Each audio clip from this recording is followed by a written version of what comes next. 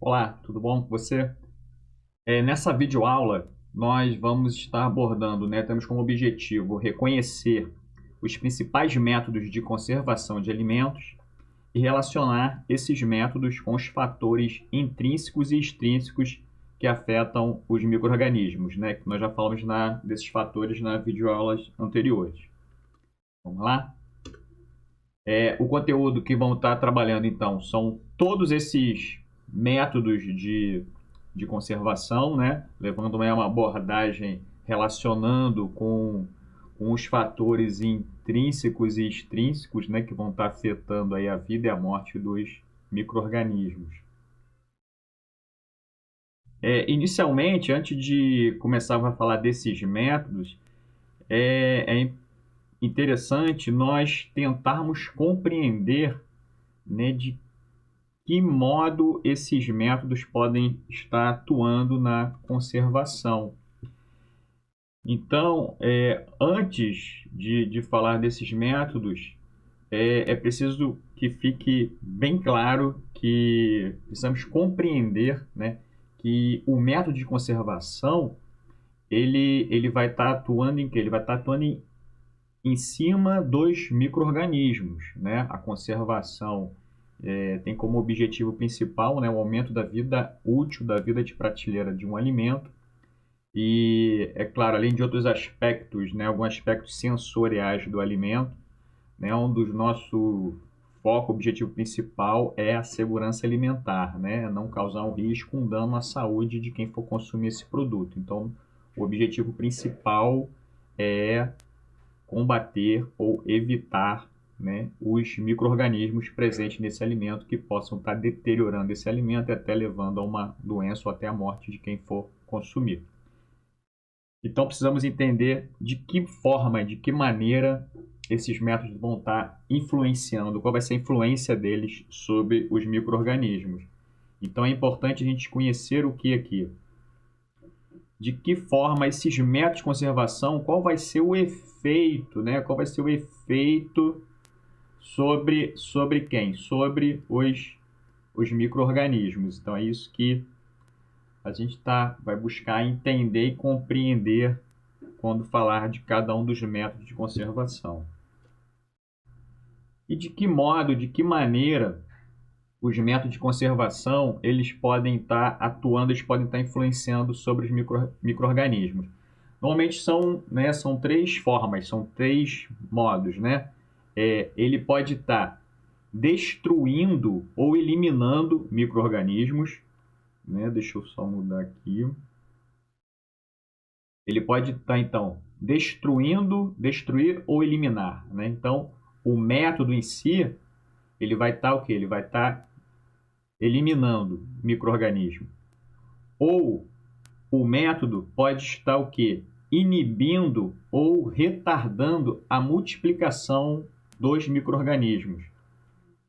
E, por fim, o método pode estar o quê? Evitando a recontaminação dos micro-organismos.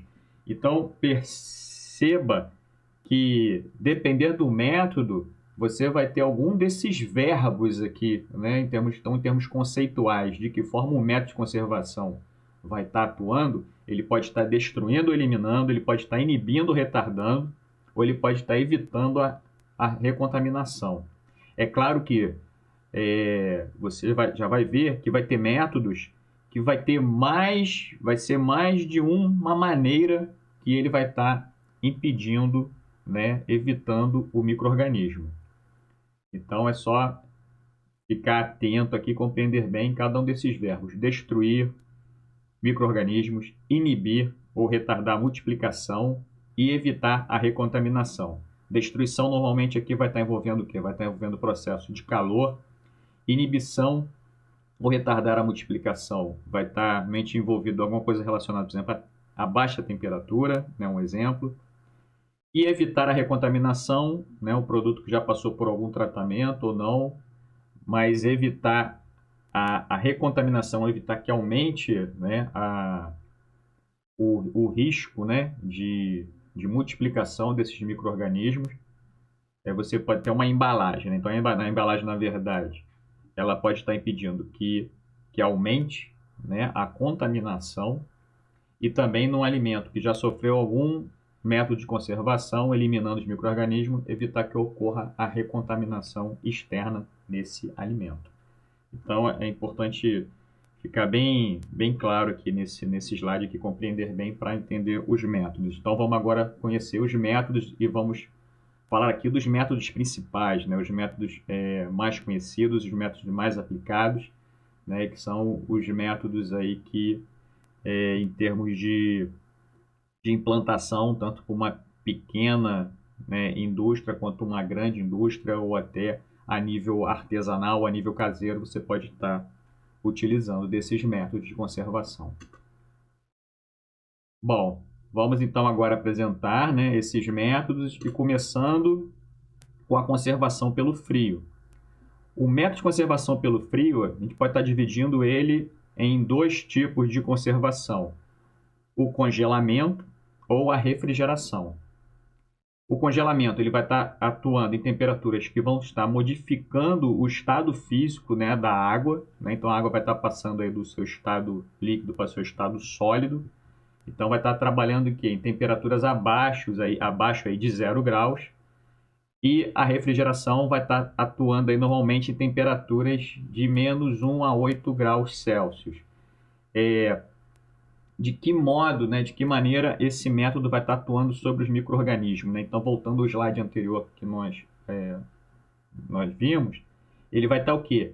Ele vai estar, de certa forma, inibindo ou retardando a multiplicação. Há alguns autores que falam que o congelamento você consegue até eliminar, né, destruir algum micro-organismo.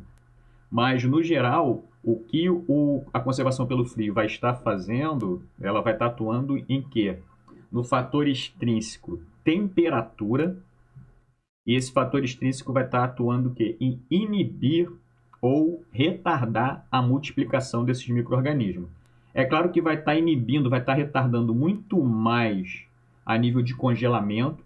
Por quê? Porque no congelamento, além dessa temperatura estar muito mais afastado da temperatura ótima de desenvolvimento de qualquer micro-organismo, com o congelamento, você ainda tem imobilização de moléculas de água dentro do alimento, causando então com que essa água imobilizada reduza a atividade de água desse alimento congelado.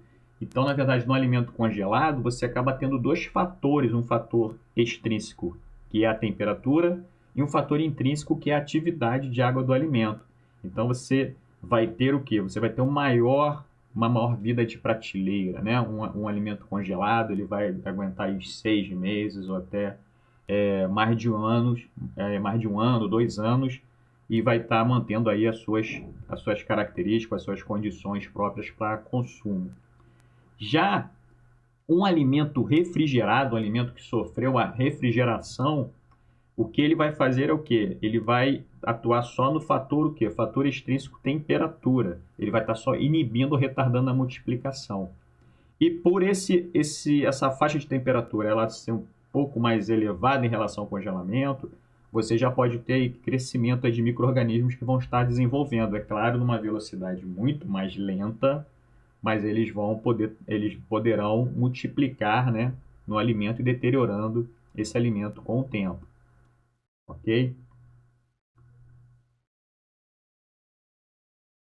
Vamos ver então aqui um outro sistema, né, de congelamento. Nós vimos anteriormente aqui um sistema de refrigeração, congelamento doméstico, e aqui já seria um sistema mais industrial, e aqui já seria uma cadeia aqui de supermercado, onde a gente utiliza, né, a questão da cadeia de frio que tem nos alimentos, né, congelados, refrigerados, onde aqui temos uma câmara fria, onde se pode controlar aqui temperatura, não só temperatura, mas também controle de umidade do ar, que também é muito importante para aumentar essa vida útil de um alimento. Onde aqui no caso seriam frutas.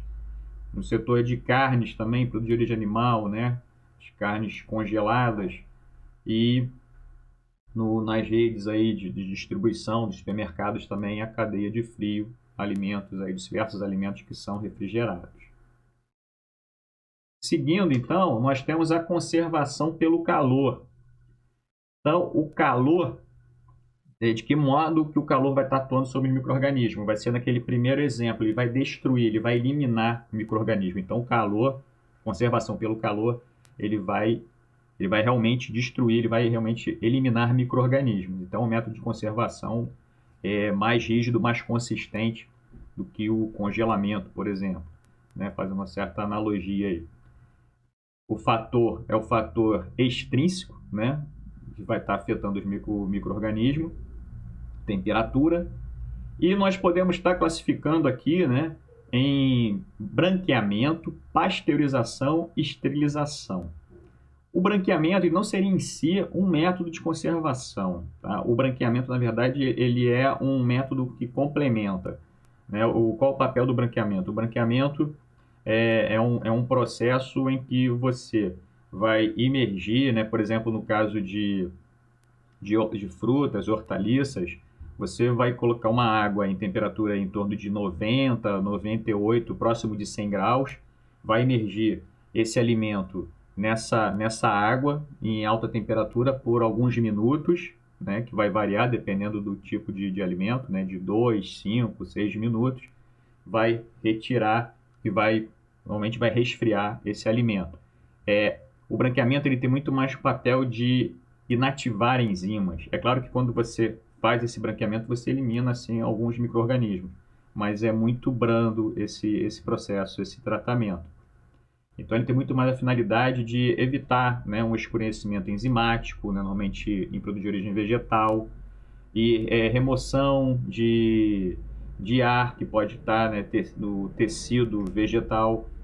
Então ele tem muito mais esse papel, né, de inativação enzimática, né? O branqueamento, fixação de cor, né? De certa forma, também fixação de sabor.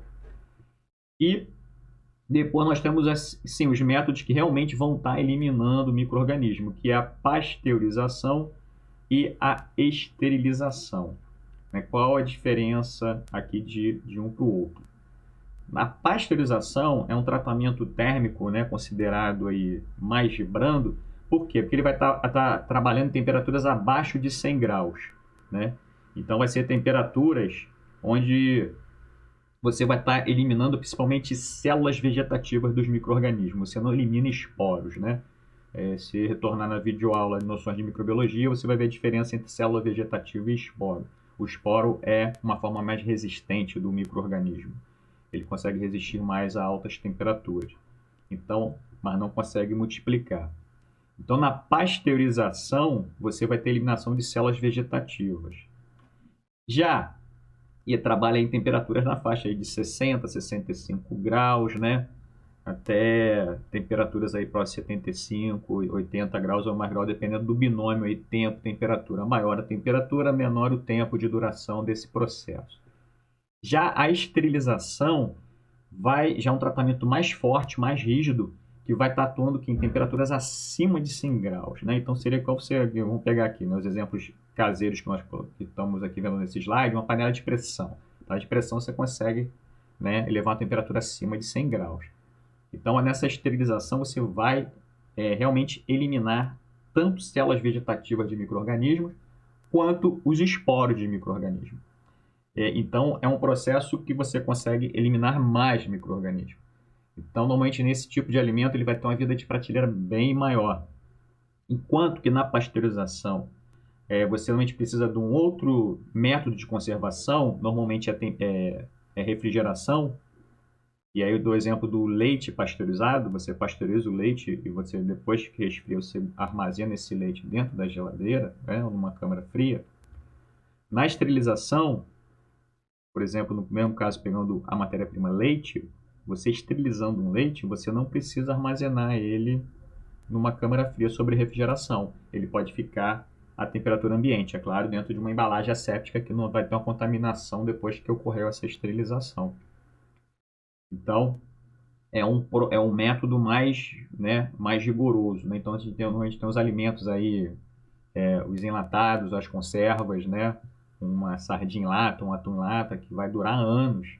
E você pode abrir esse produto depois de vários anos e ele vai estar com a mesma característica, que não vai ter como o micro-organismo desenvolver naquelas condições, né? Que já foi totalmente eliminado. Nós chamamos de esterilidade comercial. os micro-organismos que vão estar dentro dessa lata de sardinha, por exemplo, da tua conserva, eles não vão ter condições de se desenvolver dentro daquelas condições ali, dentro daquela embalagem. Seguindo, então, aqui nós temos alguns equipamentos já a nível industrial, né? Um tacho de cozimento que você pode estar aqui aquecendo um produto, fazendo uma pasteurização, tanto produto de origem animal ou vegetal. Aqui nós já temos a exemplo de autoclaves, né? Que seria como se fosse uma panela de pressão gigante, né? Onde você vai estar esterilizando os alimentos. E aqui nós temos também um sistema de pasteurização do leite também, e vai estar para o sistema de trocador de calor, também que está envolvendo conservação pelo calor. Então, conservação pelo calor, ele vai estar atuando como? Eliminando, destruindo micro-organismos, né? E o seu fator, então, que influencia é a temperatura. Conservação pelo controle da atividade de água, né? Então, a atividade de água é diferente de umidade. Atividade de água é o que? É o teor de água livre no alimento. É a água que está disponível para os micro-organismos desenvolver, né? Que é diferente de umidade. A umidade vai envolver toda a água que está presente no alimento, tanto a água imobilizada quanto a água livre. Bom, quais são os métodos de conservação que vão estar trabalhando com o controle de atividade de água, fator intrínseco do alimento? Nós temos a concentração, a desidratação e a adição de solutos. Normalmente, então, no controle da atividade de água, o que é feito? A gente sabe que reduzindo a atividade de água vai estar o quê? Vai estar inibindo ou retardando a multiplicação e desenvolvimento de micro-organismos. Então, logo nesse método, se eu tenho um alimento, eu removo parte da água desse alimento, ou a grande quantidade de água desse alimento, eu vou estar o quê? Eu vou estar reduzindo a atividade de água desse alimento. Então, concentração é um método, né, onde você vai aumentar o quê? Você vai aumentar a concentração, o teor de sólidos desse alimento. Como? Removendo água, você, de certa forma, está ajudando a aumentar a vida útil desse alimento. Você está o quê? Você está removendo água, reduzindo a atividade de água. A desidratação também. A desidratação é um processo que é um processo também por elevação de temperatura, né? Assim como a concentração. Você vai estar removendo, em geral, né? Você vai estar removendo água desse alimento. Então, ao remover essa água, você reduz a atividade de água, aumenta a vida útil do alimento. E a adição de solutos? A adição de solutos, que solutos são esses? Soluto como sal ou açúcar, né? Produtos açucarados, produtos salgados, são produtos que vão ter uma maior vida útil do que um produto normal in natura. Por quê? Porque esse sal e esse açúcar, ele também vai estar o quê? Vai estar atuando em reduzir a atividade de água do alimento.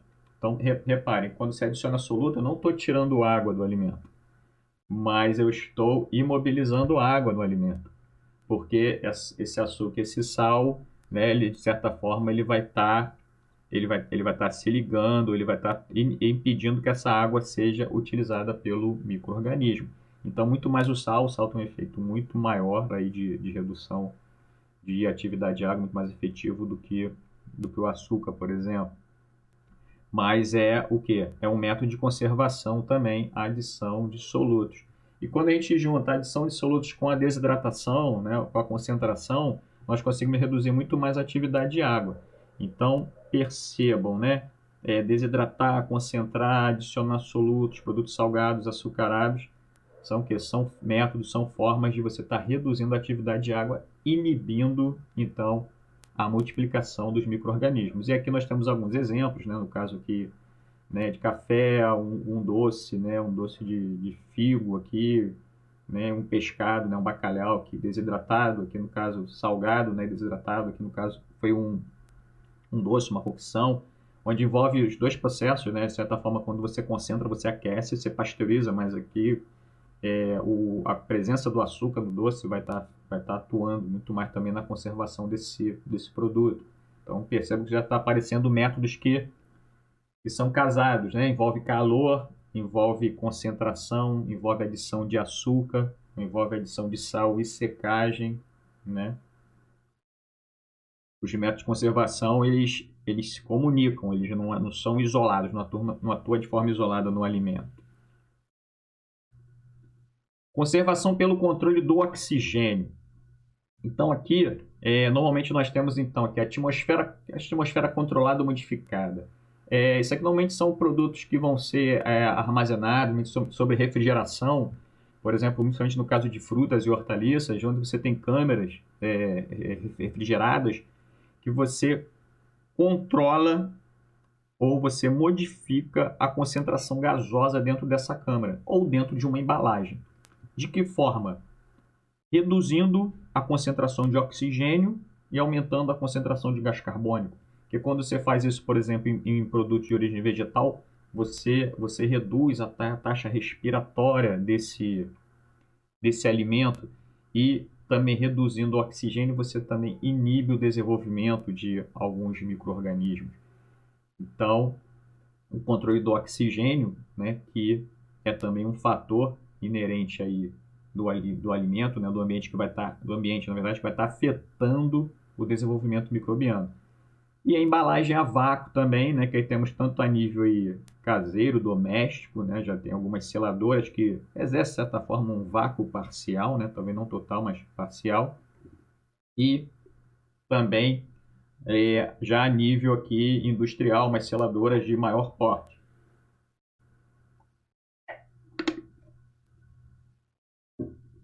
Que vão estar então também atuando, né, junto com o processo, por exemplo, de embalagem a vácuo, uma refrigeração, você vai estar aumentando também o período de conservação, a vida útil do alimento. Outro fator intrínseco e interessante no alimento, e que também está relacionado com conservação, é o controle do pH. O pH também, como foi visto na videoaula de noções de microbiologia, ele também inibe os micro-organismos, né? Então, existem micro-organismos que precisam de uma faixa ótima de pH para se desenvolver, para crescer, para multiplicar. Então, nós temos alguns tipos de alimentos, por exemplo, alimentos naturalmente ácidos, né? Algumas frutas, por exemplo. Você vai fazer uma geleia, você nem precisa adicionar nada, só açúcar e concentrar esse produto, e o próprio ácido daquela fruta vai estar funcionando como um efeito conservante. Mas nós também temos alimentos acidificados, né? Alimentos onde você adicionou um ácido e você auxiliou na conservação. Então você pode pasteurizar um alimento, acidificar esse alimento, e você pode conservar esse alimento à temperatura ambiente. Se esse alimento tiver um pH aí, né, abaixo de 4,5, né, um pH de 4,2, 4, né, para garantir. Então, seriam essas conservas aqui embaixo. Nós conseguimos manter esses produtos à temperatura ambiente, graças ao quê? Graças a um tratamento térmico, né, uma pasteurização, que você vai estar eliminando as células vegetativas, e uma acidificação, que você pode estar conseguindo obter isso com a adição de um ácido cítrico, né, que é um ácido obtido aí, né, que tem presença em frutas cítricas, como limão, ou a adição de um vinagre, né, de um ácido acético, e você consegue, então, conservar esse alimento por mais tempo, fazendo, claro, usando a tecnologia adequada, né, que você vai estar utilizando, você consegue ter um método de conservação eficiente para esses produtos. Além também de alimentos fermentados, né, nós temos aí o picles, produtos, né, como iogurte também, que você também, né, vai passar o processo que você reduz esse pH do alimento, então, de certa forma, melhorando, né, o seu método de conservação. Então, o pH também é um fator intrínseco, né? pH, atividade de água, temperatura, né? Normalmente esses fatores, eles se conversam, eles se comunicam, eles se ajudam na conservação dos alimentos. E temos também conservação pelo uso de aditivos, né? Que normalmente são o que? São os conservantes. Esses conservantes, né, por exemplo, o ácido benzoico, né, nós temos ele está presente, né, em algumas frutas, a amora, a canela também, né, uma especiaria, você tem presença desse ácido, ele atua como um conservante no alimento. Então, em quantidades muito pequenas no alimento, ele vai estar inibindo, ele vai estar impedindo que o micro-organismo se desenvolva. Então, nós temos aqui conservantes como ácido benzoico, ácido sórbico, o dióxido de enxofre, né, que seria os bisulfito, o metabisulfito, que é atualmente para evitar escurecimento, não só conservação, mas evitar escurecimento também em sucos. Na elaboração de vinhos também se utiliza, né, para você estar eliminando, né, aquela microflora bacteriana que não é de interesse antes de proceder ao processo de vinificação. Nitritos e seus sais de nitrato que vai converter em nitrito, que vão estar atuando em produtos cárneos para estar não só fixando a cor, né, melhorando a cor desse produto, mas também inibindo o desenvolvimento de alguns micro-organismos ou o desenvolvimento de clostrídios, por exemplo, que pode causar um risco sério à saúde. Propionatos, né, propionato de cálcio, é utilizado para inibição de fungos em produtos de panificação. E todos esses conservantes também são utilizados em quantidades pequenas, né, no alimento. E, por fim, queria lembrar para você que dentro, né, de todos esses métodos de conservação que nós vimos aqui, que vão estar ou eliminando micro-organismos, ou inibindo multiplicação de micro-organismos, ou evitando a recontaminação do alimento. Na verdade, cada um desses métodos você vai ter várias barreiras que vão estar fazendo com que aumente a vida útil desse alimento, né? Que aumente a sua vida de prateleira. Então é importante que fique bem claro que a partir desses fatores aqui, os fatores intrínsecos e extrínsecos, né? O extrínseco, principalmente temperatura, o intrínseco a gente tem aqui o pH, a atividade de água, né?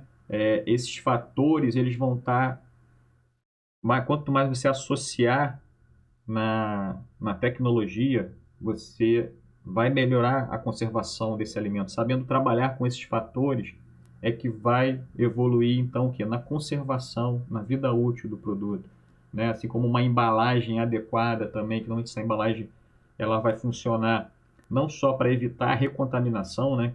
Você sabe, todo produto que você adquire no mercado, depois que você abre a embalagem, a vida de prateleira já não é mais a vida de prateleira indicada no rótulo. Por quê? A partir do momento que você abriu, você agora, né, tem um meio para esses micro-organismos externos entrar em contato com o alimento. Então a vida de prateleira cai. Mas algumas embalagens também funcionam como uma atmosfera aí modificada do alimento, para fazer com que ele tenha uma maior vida útil. Então sempre quero, né, só deixar claro aqui que fique bem claro para você, né, que na verdade você tem essa compreensão mais ampla, mais global, né, de quando você vai falar pasteurização, esterilização, refrigeração, alimento desidratado, né, um conservante, como é que todas essas tecnologias, esses métodos vão estar o quê? Eles vão estar funcionando na verdade aqui como barreiras, né, como obstáculos aos micro-organismos. E a modificação, né, desses fatores aqui no alimento é que vai aumentar então a sua vida útil. Bom, essas aqui são as referências que foram utilizadas para essa videoaula. Desejo a você aí um forte abraço e até mais.